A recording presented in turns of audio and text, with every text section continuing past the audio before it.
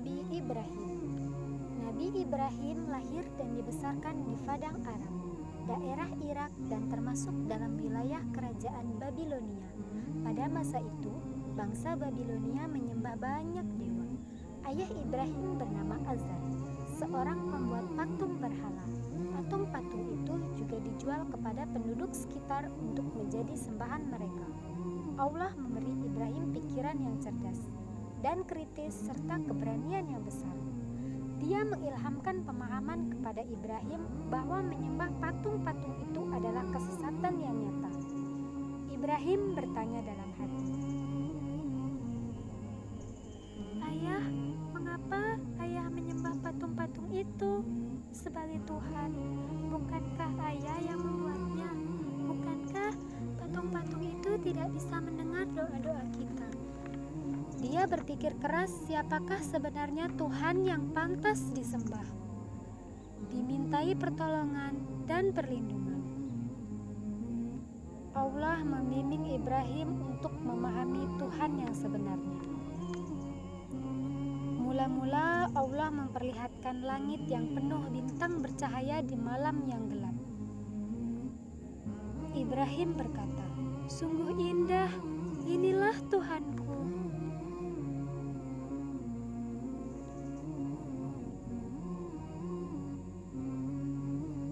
Lalu ketika pagi tiba, langit menjadi terang. Bintang-bintang itu pun menghilang. "Oh, bintangnya hilang. Aku tidak suka Tuhan yang menghilang. Itu bukan Tuhan." Pada malam yang lain, Ibrahim melihat bulan bersinar sangat menawan. "Wah, sungguh indah. Ini dia Tuhanku." Ketika pagi tiba, bulan itu tenggelam. Ternyata ini juga tenggelam. Ini juga bukan Tuhan. Oh, manakah Tuhan yang sebenarnya?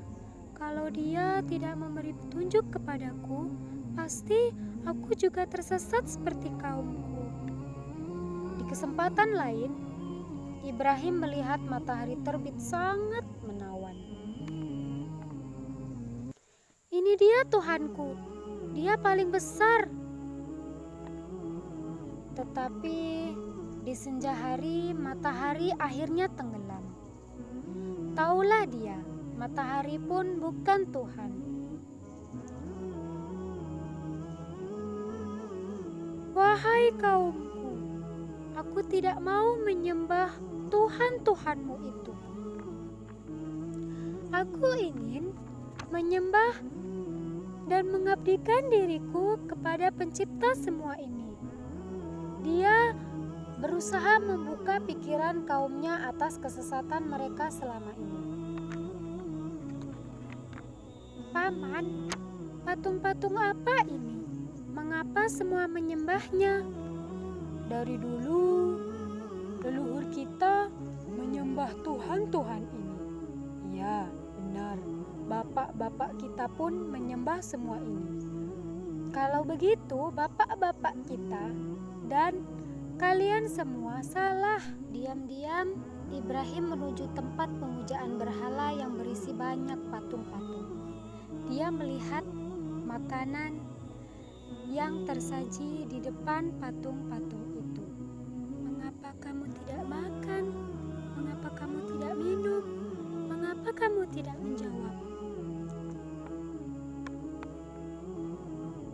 Ibrahim bertanya, lalu memukul patung-patung itu dengan tangannya. Tentu saja patung-patung itu tetap diam. Ibrahim mengambil kapak lalu menghancurkan patung-patung itu. Dia hanya menyisakan sebuah patung yang paling besar dan mengalungkan kapaknya pada lehernya. Ketika kaumnya pulang dari luar kota, mereka melihat patung berhala mereka hancur. Sontak mereka berteriak, kaget, gempar seluruh kampung. Bergegas semua orang, terutama para pemuka kaum menuju tempat pemujaan berhala. "Oh, siapakah yang melakukan ini pada Tuhan-Tuhan kita?" kurang ajar.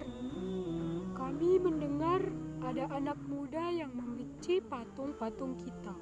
Ibrahim namanya. Bawa ke sini anak itu.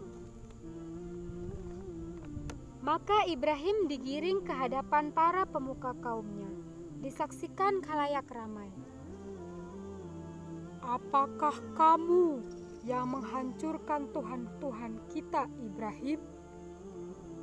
Yang menghancurkan patung-patung itu adalah patung yang paling besar itu.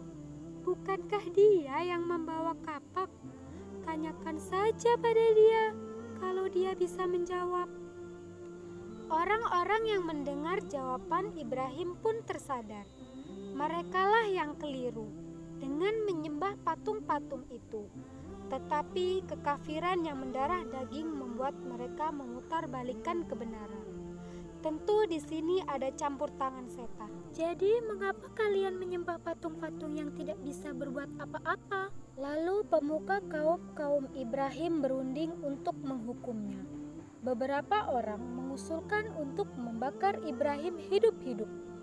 Maka penguasa waktu itu Raja Namrud.